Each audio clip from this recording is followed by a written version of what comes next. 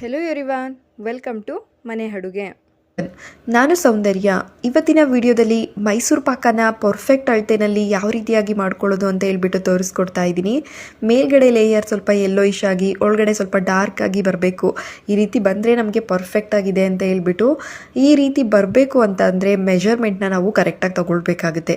ಈ ವಿಡಿಯೋ ನೋಡಿ ಮಾಡಿ ಫಸ್ಟ್ ಟೈಮ್ ಮಾಡೋರು ಕೂಡ ಈಸಿಯಾಗಿ ಮಾಡ್ತೀರಾ, ಅಷ್ಟು ಈಸಿಯಾಗಿ ಮೆಥಡಲ್ಲಿ ನಾನು ತೋರಿಸ್ಕೊಟ್ಟಿದ್ದೀನಿ. ಹಾಗಿದ್ರೆ ಬನ್ನಿ ಈ ರೀತಿ ಮೈಸೂರು ಪಾಕನ ಯಾವ ರೀತಿಯಾಗಿ ಮಾಡೋದು ಅಂತ ಹೇಳ್ಬಿಟ್ಟು ಇವತ್ತಿನ ವಿಡಿಯೋದಲ್ಲಿ ಕಂಪ್ಲೀಟಾಗಿ ನೋಡ್ತಾ ಹೋಗೋಣ. ಈ ಮೈಸೂರು ಪಾಕನ ಮಾಡೋದಕ್ಕೆ ಮೊದಲಿಗೆ ನಾನಿಲ್ಲಿ ಒಂದು ಮೋಲ್ಡ್ನ ತೊಗೊಂಡಿದ್ದೀನಿ. ನಿಮ್ಮ ಹತ್ರ ಯಾವ ಶೇಪಿನ ಮೋಲ್ಡ್ ಇರುತ್ತೋ ಅದನ್ನೇ ತಗೊಳ್ಳಿ. ನಾನು ಈ ರೀತಿಯಾಗಿರೋವಂಥ ಒಂದು ಸ್ಟೀಲ್ ಬಾಕ್ಸ್ನ ತೊಗೊಂಡಿದ್ದೀನಿ. ಇದಕ್ಕೆ ಸ್ವಲ್ಪ ತುಪ್ಪನ ಹಚ್ಚಿಟ್ಕೊಳ್ಬೇಕಾಗತ್ತೆ. ಮೊದಲಿಗೆ ನಾವು ಆ ಕೆಲಸನ ಮಾಡ್ಕೊಳ್ಬೇಕು. ನಂತರ ಇಲ್ಲಿ ಒಂದು ಮಿಕ್ಸಿಂಗ್ ಬೌಲ್ಗೆ ನಾನು ತೋರಿಸುವಂಥ ಒಂದು ಮೆಜರ್ಮೆಂಟ್ ಕಪ್ಪಲ್ಲಿ ಎಲ್ಲ ಇಂಗ್ರೀಡಿಯೆಂಟ್ಸ್ನು ತೊಗೊಳ್ಬೇಕು. ನೋಡಿ, ಈ ಕಪ್ ಅಳತೆಯಲ್ಲಿ 1 ಕಪ್ ಆಗುವಷ್ಟು ಕಡಲೆ ಹಿಟ್ಟನ್ನು ತೊಗೊಂಡಿದ್ದೀನಿ. ಇದನ್ನು ಒಂದ್ಸಲ ಜರಡಿ ಹಿಡಿದ್ಬಿಟ್ಟು ತಗೊಳ್ಳಿ, ಗಂಟಿರಬಾರ್ದು. ಹಾಗಾಗಿ ನಂತರ ಸೇಮ್ ಅದೇ ಕಪ್ ಅಳತೆಯಲ್ಲಿ ನಾವು ಸಕ್ಕರೆ ಕೂಡ ತಗೊಳ್ಬೇಕು. ಸಿಹಿಗೆ ಅದೇ ಕಪ್ ಅಳತೆಯಲ್ಲಿ 1ರಿಂದ 1.25 ಅಥವಾ 1.5 ಕಪ್ಪಷ್ಟು ತಗೊಳ್ಳಿ. 1.25 ತಗೊಂಡ್ರೆ ಸ್ವಲ್ಪ ಸ್ವೀಟ್ ಜಾಸ್ತಿನೇ ಇರುತ್ತೆ. 1.5 ಅಥವಾ 1.25 ನಿಮ್ಮ ಸಿಹಿ ಅಳತೆ ಮೇಲೆ ನೋಡಿಬಿಟ್ಟು ನೀವು ಸಕ್ಕರೆನ ತಗೊಳ್ಬೇಕಾಗುತ್ತೆ. ನಂತರ ಸೇಮ್ ಅದೇ ಕಪ್ ಅಳತೆಯಲ್ಲಿ 1 ಕಪ್ಪಷ್ಟು ಎಣ್ಣೆನ ತಗೊಳ್ತಾ ಇದ್ದೀನಿ. ಹಾಗೆ 1 ಕಪ್ಪಷ್ಟು ತುಪ್ಪನ ತಗೊಳ್ತಾ ಇದ್ದೀನಿ. ಕಂಪ್ಲೀಟಾಗಿ ನೀವು ತುಪ್ಪದಲ್ಲೇ ಮಾಡ್ಕೊಳ್ಬೋದು ಅಥವಾ ತುಪ್ಪ ಇಲ್ಲ ಅಂದರೆ ಕಂಪ್ಲೀಟಾಗಿ ಎಣ್ಣೆಲ್ಲೂ ಕೂಡ ಮಾಡ್ಕೊಳ್ಬೋದು. ಎಣ್ಣೆ ತಗೊಳ್ಬೇಕಿದ್ರೆ ಸ್ವಲ್ಪ ಫ್ಲೇವರ್ ಇಲ್ದಿರೋ ಅಂಥ ಎಣ್ಣೆ ನೋಡಿಬಿಟ್ಟು ತಗೊಳ್ಳಿ. ಇಲ್ಲಾಂದರೆ ಫ್ಲೇವರ್ ಇರೋ ಅಂಥ ಎಣ್ಣೆ ಆಗಿಬಿಟ್ರೆ ಅದೇ ಫ್ಲೇವರ್ ಹೊಡೆಯುತ್ತೆ ಮೈಸೂರು ಪಾಕ. ಅಥವಾ ಕಂಪ್ಲೀಟಾಗಿ ನೀವು ತುಪ್ಪದಲ್ಲೇ ಮಾಡ್ತೀರಾ ಅಂತ ಅಂದರೆ ಇನ್ನೂ ಕೂಡ ರುಚಿ ಚೆನ್ನಾಗಿ ಬರುತ್ತೆ. ನಾನಿಲ್ಲಿ 1 ಕಪ್ಪಷ್ಟು ಎಣ್ಣೆ ಹಾಗೆ 1 ಕಪ್ಪಷ್ಟು ತುಪ್ಪನ ತಗೊಂಡಿದ್ದೀನಿ. ನೋಡಿ, ಈ ರೀತಿಯಾಗಿ ಒಂದ್ಸಲ ಎರಡನ್ನೂ ಕೂಡ ಮಿಕ್ಸ್ ಮಾಡ್ಕೊಳ್ಳೋಣ. ಸೇಮ್ ಇದೇ ಅಳತೆಯಲ್ಲಿ ನೀವು ತಗೊಳ್ಬೇಕಾಗತ್ತೆ. 1 ಕಪ್ಪಷ್ಟು ಕಡಲೆ ಹಿಟ್ಟಿಗೆ 2 ಕಪ್ಪಷ್ಟು ತುಪ್ಪ ಅಥವಾ ಎಣ್ಣೆ ಹಾಗೆ 1.5ರಿಂದ 1.25 ಕಪ್ ಆಗುವಷ್ಟು ಸಿಹಿಗೆ ಸಕ್ಕರೆನ ತಗೊಳ್ಬೇಕು. ನಂತರ ನೋಡಿ, ಈ ಕಡಲೆ ಹಿಟ್ಟಿಗೆ ಸ್ವಲ್ಪನೇ ಆ ಎಣ್ಣೆ ಹಾಗೆ ತುಪ್ಪ ಮಿಶ್ರಣನ ಸೇರಿಸ್ಕೊಂಡು ಮಿಕ್ಸ್ ಮಾಡ್ಕೊಳ್ಬೇಕು.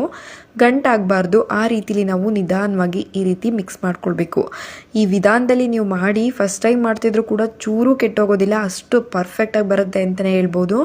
ನೋಡಿ, ಈ ರೀತಿಯಾಗಿ ಸ್ವಲ್ಪನೇ ಎಣ್ಣೆನ ಸೇರಿಸ್ಕೊಳ್ತಾ ಗಂಟು ಮಾಡ್ಕೊಳ್ಬಾರ್ದು, ಅಷ್ಟೇ ಚೆನ್ನಾಗಿ ಮಿಕ್ಸ್ ಮಾಡ್ಕೊಳ್ಳೋಣ. ಈ ಹದದಲ್ಲಿ ಬ್ಯಾಟರ್ನ ರೆಡಿ ಮಾಡ್ಕೊಳ್ಬೇಕಾಗತ್ತೆ.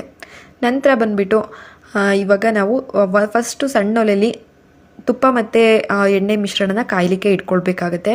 ನಮಗೆ 2 ಒಲೆಯಲ್ಲೂ ಕೂಡ ರೆಡಿ ಮಾಡ್ಕೊಳ್ಬೇಕು. ಮೈಸೂರು ಪಾಕನ ಫುಲ್ ಫ್ಲೇಮ್ ಕಮ್ಮಿ ಇಟ್ಬಿಟ್ಟು ನಾವು ಕಾಯಕ್ಕೆ ಇಟ್ಕೊಳ್ಬೇಕು. ನಂತರ ಇನ್ನೊಂದು ಒಲೆ ಮೇಲೆ ಸಕ್ಕರೆ ಪಾಕ ಅಂದರೆ ಮೈಸೂರು ಪಾಕನ ರೆಡಿ ಮಾಡ್ಕೊಳ್ಳೋದಕ್ಕೆ ಇಟ್ಕೊಳ್ಬೇಕಾಗತ್ತೆ. ಸ್ವಲ್ಪ ದಪ್ಪ ತಳ ಇರೋ ಅಂಥ ಪಾತ್ರೆನ ತಗೊಳ್ಳಿ, ಅಥವಾ ಈ ರೀತಿ ನಾನ್ ಸ್ಟಿಕ್ದಾದರೆ ಇನ್ನೂ ಕೂಡ ಒಳ್ಳೆಯದು. ನೋಡಿ, ಈ ರೀತಿಯಾಗಿ ಸಕ್ಕರೆ ಪಾಕನ ಮಾಡ್ಕೊಳ್ಬೇಕು. ಸಕ್ಕರೆ ಪಾಕ ಬಂದುಬಿಟ್ಟು ನಮಗೆ ಜಸ್ಟ್ 1 ಎಳೆ ಪಾಕ ಬರಬೇಕು, ಜಾಸ್ತಿ ಮಾಡ್ಕೊಳ್ಬೇಡಿ. ನಾನಿವಾಗ ನಿಮಗೆ ತೋರಿಸ್ತೀನಿ ನೋಡಿ, ಜಸ್ಟ್ ಈ ರೀತಿಯಾಗಿ 1 ಎಳೆ ಪಾಕ ಬರಬೇಕು. ನಂತರ ನಾವು ಇದಕ್ಕೆ ಇಮಿಡಿಯೇಟಾಗಿ ಕಡಲೆ ಹಿಟ್ಟಿನ ಮಿಶ್ರಣನ ಸೇರಿಸ್ಕೊಳ್ಬೇಕಾಗುತ್ತೆ. ಕೈ ಬಿಡ್ದಿರೋ ರೀತಿ ಮಾಡ್ಕೊಳ್ತಾ ಹೋಗಬೇಕು. ನೀವೆಲ್ಲಿ 1 ನಿಮಿಷ ಕೈ ನಿಲ್ಲಿಸಿದ್ರು ಕೂಡ ಗಂಟಾಗೋದು ಅಥವಾ ಸಿಯೋದು ಈ ರೀತಿ ಆಗಿಬಿಡುತ್ತೆ. ಹಾಗಾಗಿ ನೋಡಿ, ಕಡಲೆ ಹಿಟ್ಟು ಹಾಕಿದ ತಕ್ಷಣ ನೀವು ಇಮಿಡಿಯೇಟ್ ತಿರುವಲಿಕ್ಕೆ ಸ್ಟಾರ್ಟ್ ಮಾಡ್ಕೊಳ್ಬೇಕಾಗುತ್ತೆ. ಈ ರೀತಿಯಾಗಿ ನಿಧಾನವಾಗಿ ಮಿಕ್ಸ್ ಮಾಡ್ಕೊಳ್ತಾ ಹೋಗಿ. ಆದಷ್ಟು ದಪ್ಪ ತಳ ಇರೋ ಅಂಥದ್ದು ಅಥವಾ ನಾನ್ ಸ್ಟಿಕ್ಕನ್ನೇ ಯೂಸ್ ಮಾಡಿ, ಇಲ್ಲಾಂದರೆ ತಳ ಹತ್ಬಿಡುತ್ತೆ. ಹಾಗಾಗಿ ನೋಡಿ, ಚೆನ್ನಾಗಿ ಈ ರೀತಿಯಾಗಿ ಮಿಕ್ಸ್ ಮಾಡ್ಕೊಳ್ಬೇಕಾಗತ್ತೆ. ನಂತರ ನೀವು ಏನು ಮಾಡ್ಕೊಳ್ಬೇಕು ಅಂತ ಅಂದರೆ, ಪಕ್ಕದಲ್ಲಿ ಎಣ್ಣೆ ಕಾಯಲಿಕ್ಕೆ ಇಟ್ಕೊಂಡಿರ್ತೀವಲ್ಲ, ಇದರಲ್ಲಿ ಒಂದೊಂದೇ ಸೌಟ್ ಎಣ್ಣೆನ ತೆಗೆದು ನಾವು ಈ ಮಿಶ್ರಣದೊಳಗೆ ಸೇರಿಸ್ಕೊಳ್ಬೇಕು. ಕಂಪ್ಲೀಟಾಗಿ ಎಣ್ಣೆ ಖಾಲಿ ಆಗೋವರೆಗೂ ಕೂಡ ಸೇಮ್ ನಾವು ಇದೇ ಪ್ರೊಸೀಜರಲ್ಲಿ ಮಾಡ್ಕೊಳ್ತಾ ಹೋಗಬೇಕಾಗುತ್ತೆ. ಬಿಸಿ ಎಣ್ಣೆನ ಈ ಬ್ಯಾಟರ್ ಒಳಗೆ ನಾವು ಹಾಕ್ಕೊಂಡು ಮಿಕ್ಸ್ ಮಾಡ್ಕೊಳ್ತಾ ಹೋಗಬೇಕು. ನೋಡಿ, ಈ ರೀತಿಯಾಗಿ ಮಿಕ್ಸ್ ಮಾಡ್ಕೊಳ್ತಾ ಹೋಗಬೇಕಾಗುತ್ತೆ. ಇದೇ ರೀತಿಯಾಗಿ ನಾವು ತಗೊಂಡಿರೋವಂಥ ಎಣ್ಣೆ ಮತ್ತು ತುಪ್ಪದ ಮಿಶ್ರಣ ಖಾಲಿ ಆಗೋವರೆಗೂ ಕೂಡ ಮಾಡ್ಕೊಳ್ಬೇಕು. ಎಣ್ಣೆ ಒಂದ್ಸಲ ಹಾಕಿದ್ಮೇಲೆ ಅದನ್ನು ನೀಟಾಗಿ ಅಬ್ಸರ್ವ್ ಮಾಡ್ಕೊಂಡಿದೆ ಅಂತ ಅಂದಮೇಲೆ 2ನೇ ಸಲ ಹಾಕ್ಕೊಳ್ಬೇಕು. ನೋಡಿ, ಎಣ್ಣೆ ಬಿಸಿ ಎಣ್ಣೆ ಹಾಕ್ತಾ ರೀತಿಲಿ ಇಲ್ಲಿ ನಮಗೆ ಟೆಕ್ಸ್ಚರ್ ಫಾರ್ಮ್ ಆಗ್ತಾ ಹೋಗ್ತಾ ಇರುತ್ತೆ. ನೋಡ್ತಾ ಇರ್ಬೋದು ನೀವೇನೆ. ಈ ರೀತಿಯಾಗಿ ಬಿಸಿ ಎಣ್ಣೆ ಹಾಕ್ತಂಗೆ ನಮಗೆ ಮೈಸೂರು ಪಾಕ ಗೂಡಾಗಿ ಬರಬೇಕಲ್ವಾ, ಆ ರೀತಿ ಟೆಕ್ಸ್ಚರ್ ನಮಗೆ ರೆಡಿ ಆಗ್ತಾ ಹೋಗುತ್ತೆ. ನೋಡ್ತಾ ಇದ್ದೀರಲ್ವ ನೀವೇನೆ ಎಷ್ಟು ಪರ್ಫೆಕ್ಟಾಗಿ ಬರುತ್ತೆ ಅಂತ ಅಂದರೆ, ಕೈ ಬಿಡ್ದಿರೋ ರೀತಿ ತಿರುಕೊಳ್ತಾ ಇರಬೇಕು, ಇಲ್ಲಾಂದರೆ ತಳ ಹತ್ತುತ್ತೆ ಅಷ್ಟೇ. ಈ ರೀತಿ ಒಂದ್ಸಲ ನೀವು ಮೈಸೂರು ಪಾಕನ ಮನೇಲಿ ಮಾಡಿಬಿಟ್ರೆ ಹೊರಗಡೆ ತರೋದನ್ನೇ ಮರ್ತೋಗ್ಬಿಡ್ತೀರಾ. ಪದೇ ನೀವೇ ಮಾಡ್ತೀರಾ, ಅಷ್ಟು ಪರ್ಫೆಕ್ಟಾಗಿ ಬರುತ್ತೆ. ವಿಡಿಯೋ ನೋಡಿ ನೀವೇನಾದರೂ ಟ್ರೈ ಮಾಡಿದರೆ ಖಂಡಿತವಾಗೂ ಕಮೆಂಟ್ ಹಾಕಿ ಹೇಗೆ ಬಂತು ಅಂತ ಹೇಳ್ಬಿಟ್ಟು. ನೋಡಿ, ಟೆಕ್ಸ್ಚರ್ ಅನ್ನೋದು ಎಷ್ಟು ಚೆನ್ನಾಗಿ ಬರ್ತಿದೆ ಅಂತ ಹೇಳ್ಬಿಟ್ಟು. ಫೈನಲಾಗಿ ಎಣ್ಣೆ ಖಾಲಿ ಆಗೋವರೆಗೂ ಕೂಡ ನಾವು ಇದೇ ರೀತಿಯಾಗಿ ಮಾಡಬೇಕು. ಕಂಪ್ಲೀಟಾಗಿ ಮೀಡಿಯಮ್ ಲೋ ಫ್ಲೇಮಲ್ಲಿ ಇಟ್ಟೆ ಮಾಡ್ಕೊಳ್ಬೇಕಾಗುತ್ತೆ. ಒಂದು ಸಲ ಎಣ್ಣೆ ಹಾಕಿದ್ಮೇಲೆ ಅದು ಕಂಪ್ಲೀಟಾಗಿ ಅಬ್ಸರ್ವ್ ಮಾಡಿದ್ಮೇಲೆ ಎರಡನೇ ಸೆಟ್ ಎಣ್ಣೆನ ಹಾಕ್ಕೊಳ್ತಾ ಹೋಗಬೇಕು. ಇದೇ ರೀತಿಯಾಗಿ ಕಂಪ್ಲೀಟಾಗಿ ಮಾಡ್ಕೊಂಡಿದ್ದಾದಮೇಲೆ ಫೈನಲಾಗಿ ಒಂದು 2 ಟೇಬಲ್ ಸ್ಪೂನಷ್ಟು ಎಣ್ಣೆ ಉಳ್ಕೊಂಡಿದೆ ಅಂದಾಗ ಅದನ್ನು ಮೇಲ್ಗಡೆ ಹಾಕ್ಕೊಳ್ಬೇಕು. ಜಸ್ಟ್ ಮಿಕ್ಸ್ ಮಾಡ್ಕೊಳ್ಬಾರ್ದು, ಹಾಗೆ ಬಿಡಬೇಕು. ನೀವು ಮಿಕ್ಸ್ ಮಾಡೋದಕ್ಕೆ ಹೋಗ್ಬೇಡಿ. ಇದು ಬಿಸಿ ಇರುವಾಗಲೇ ಮೋಲ್ಡ್ಗೆ ಶಿಫ್ಟ್ ಮಾಡ್ಕೊಳ್ಬೇಕು. ನೀವು ಸ್ವಲ್ಪ ತಣ್ಣಕ್ಕಾಗಲಿಕ್ಕೂ ಕೂಡ ಬಿಡಬಾರ್ದು. ಇಮಿಡಿಯೇಟಾಗಿ ಒಲೆಯಿಂದ ತೆಗೆದ ತಕ್ಷಣ ನೀವು ಮೋಲ್ಡ್ಗೆ ಶಿಫ್ಟ್ ಮಾಡ್ಕೊಳ್ಬೇಕು. ಲಾಸ್ಟಿಗೆ ಹಾಕೋ ಎಣ್ಣೆನ ಯಾವುದೇ ಕಾರಣಕ್ಕೂ ಮಿಕ್ಸ್ ಮಾಡ್ಕೊಳ್ಬೇಡಿ. ಡೈರೆಕ್ಟ್ ಇದೇ ರೀತಿಯಾಗಿ ಮೋಲ್ಡ್ಗೆ ಶಿಫ್ಟ್ ಮಾಡಿ. ಮೋಲ್ಡ್ಗೆ ಹಾಕ್ಕೊಂಡಿದ್ದಾದಮೇಲೆ ಟ್ಯಾಪ್ ಮಾಡ್ಕೊಳ್ತಾ ನೀವು ಸೆಟ್ ಮಾಡಬಾರ್ದು. ಜಸ್ಟ್ ಈ ರೀತಿಯಾಗಿ ಲೈಟಾಗಿ ಮುತ್ತಬೇಕಷ್ಟೇ. ನೀವು ಜಾಸ್ತಿ ಪ್ರೆಸ್ ಮಾಡಿ ಟ್ಯಾಪ್ ಮಾಡ್ಕೊಳ್ತು ಅಂತ ಅಂದರೆ ಅದು ಟೆಕ್ಸ್ಚರ್ ಹೋಗಿಬಿಡುತ್ತೆ, ಗೂಡಾಗಿ ಬರೋದಿಲ್ಲ. ಹಾಗಾಗಿ ನೋಡ್ತಾ ಇದ್ರಲ್ಲ, ಈ ರೀತಿಯಾಗಿ ನಿಧಾನವಾಗಿ ಮಾಡಿಕೊಂಡು ಸ್ವಲ್ಪ ತಣ್ಣಕ್ಕಾಗಲಿಕ್ಕೆ ಬಿಡಬೇಕಾಗುತ್ತೆ. ಪೂರ್ತಿ ತಣ್ಣಕ್ಕಾಗೋದಕ್ಕಲ್ಲ, ಸ್ವಲ್ಪ ಉಗುರು ಬೆಚ್ಚಗಾಗಿದೆ ಅನ್ನೋ ಲೆವೆಲಿಗೆ ಬರೋವರೆಗೂ ಕೂಡ ನಾವು ತಣ್ಣಕ್ಕಾಗಲಿಕ್ಕೆ ಬಿಡಬೇಕು. ತದನಂತರ ನಾವು ಕಟ್ ಮಾಡ್ಕೊಳ್ಬೇಕಾಗುತ್ತೆ. ನೋಡಿ, ಇವಾಗ ಸ್ವಲ್ಪ ಬಿಸಿ ಇದೆ ಅಂದಾಗ ಕಟ್ ಮಾಡ್ಕೊಳ್ಬೇಕು. ಇಲ್ಲ ಅಂದರೆ ನಿಮ್ಗೆ ಏನಾಗ್ಬಿಡುತ್ತೆ ಅಂದರೆ ಪೂರ್ತಿ ಗಟ್ಟಿ ಆಗಿಬಿಡುತ್ತೆ. ಆವಾಗ ಕಟ್ ಮಾಡೋದಕ್ಕಾಗೋದಿಲ್ಲ. ಕಂಪ್ಲೀಟ್ ತಣ್ಣಕ್ಕಾದ್ಮೇಲೆ ನೀವು ಕಟ್ ಮಾಡ್ಕೊಳಕ್ಕೆ ಹೋದರೆ ಕಟ್ ಮಾಡೋದಕ್ಕಾಗೋದಿಲ್ಲ.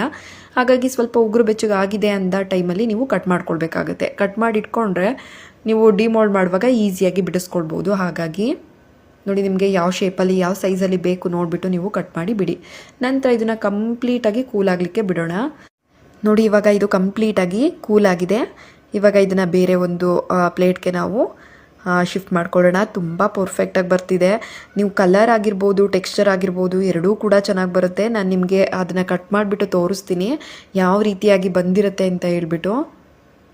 ನಾರ್ಮಲಾಗಿ ನಾವು ಅಂಗಡಿಲಿ ತರೋವಂಥ ಮೈಸೂರು ಪಾಕದಲ್ಲಿ ಮೇಲ್ಗಡೆ ಸ್ವಲ್ಪ ಯೆಲ್ಲೋಯಿಶ್ ಆಗಿರುತ್ತೆ, ಹಾಗೆ ಒಳಗಡೆ ಡಾರ್ಕ್ ಆಗಿರುತ್ತೆ. ನಾವು ಮನೇಲೇ ಮಾಡಿದ್ದು, ಯಾವುದೇ ಕಲರ್ ಉಪಯೋಗಿಸಿಲ್ಲ ಅಂದರೂ ಕೂಡ ಎಷ್ಟು ಪರ್ಫೆಕ್ಟಾಗಿ ಬಂದಿದೆ ಅಂತ ನೀವೇ ನೋಡ್ತಾ ಇದ್ರಲ್ಲ. ಒಳಗಡೆ ಲೇಯರ್ ಏನಿದೆ ಅದು ನಮಗೆ ಸ್ವಲ್ಪ ಡಾರ್ಕ್ ಆಗಿದೆ, ಹಾಗೆ ಮೇಲ್ಗಡೆ ಲೇಯರ್ ಏನಿದೆ ಅದು ಸ್ವಲ್ಪ ಲೈಟ್ ಯೆಲ್ಲೋಯಿಶ್ ಆಗಿದೆ. ಈ ರೀತಿಯಾಗಿ ಬಂತು. ಟೆಕ್ಸ್ಚರ್ ನೋಡ್ತಾ ಇದ್ರಲ್ಲ, ಗೂಡಾಗಿ ಯಾವ ರೀತಿ ಇದೆ ಅಂತ ಹೇಳ್ಬಿಟ್ಟು ಅಷ್ಟು ಚೆನ್ನಾಗಿ ಬಂದಿರುತ್ತೆ. ಒಂದು ಸಲ ನೀವು ಟ್ರೈ ಮಾಡಿ, ಹಾಗೆ ಹೇಗೆ ಬಂತು ಅಂತ ಹೇಳ್ಬಿಟ್ಟು ಕಮೆಂಟ್ ಸೆಕ್ಷನಲ್ಲಿ ಕಮೆಂಟ್ ಹಾಕೋದಂತೂ ಮರಿಬೇಡಿ. ಈ ಮೈಸೂರು ಪಾಕ ರೆಸಿಪಿ ನಿಮ್ಗೆ ಏನಾದರೂ ಇಷ್ಟ ಆಗಿದೆ ಅಂತ ಅಂದರೆ ನನ್ನ ಚಾನಲ್ನ ಸಬ್ಸ್ಕ್ರೈಬ್ ಮಾಡ್ಕೊಳ್ಳಿ. ಇದೇ ರೀತಿಯಾಗಿರೋವಂಥ ಈಸಿ ರೆಸಿಪೀಸ್ನ ನಾನು ನನ್ನ ಚಾನಲಲ್ಲಿ ಅಪ್ಲೋಡ್ ಮಾಡ್ತಾ ಇರ್ತೀನಿ. Thank you for watching.